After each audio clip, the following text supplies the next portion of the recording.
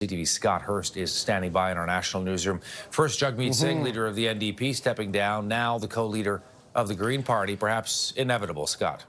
Todd, really hard to run a party when you don't have a seat in the House of Commons. In fact, 3 party leaders losing their seat if you include Conservative leader Pierre Poilievre as well. However, there is still uncertainty about his future in the House of Commons and as party leader. But we do know Jagmeet Singh, as he announced on election night, that he will step down as NDP leader. And now word today from Jonathan Pedneault, as you mentioned, stepping down as co-leader of the Green Party. Of course, Elizabeth May did hold on to her riding on Vancouver Island, but Jonathan Pedneault could not get his riding of Outremont, as you mentioned, finishing a distant 5th behind the other main parties, and then announcing today that he will be stepping down. And so there is a lot of change at the top, and so there will be a lot of reflection from these parties. And here is part of his statement saying, "Twice now I've failed to convince my fellow citizens to send me to Ottawa.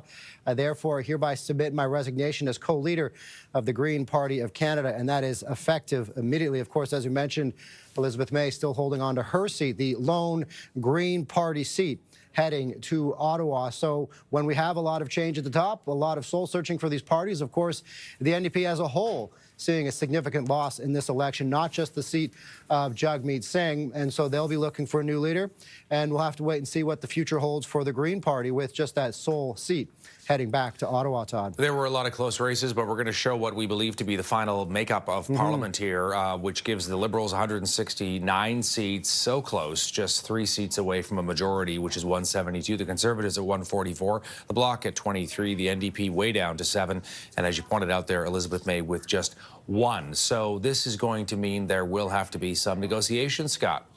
Yeah, when you don't hit that 172 mark to reach a majority, of course, the Carney Liberals will have to work now across the aisle to try to get certain things passed in the House of Commons because they don't have enough seats to specifically do that from within their own party. Now, some ridings are so close you can expect a recount, and that could mean potentially a few seats might flip as they stand right now, but it still won't be enough to change the overall makeup, to change the fact that this will be a minority government for the Mark Carney Liberals. At least 9 candidates had won their seats by fewer than 500 votes, including 3 races likely headed to an automatic judicial recount with fewer than 100 votes separating the winner, including the Newfoundland riding of Terra Nova, the Peninsulas. Anthony Germain for the Liberals ahead by just 12 votes separating him from second place.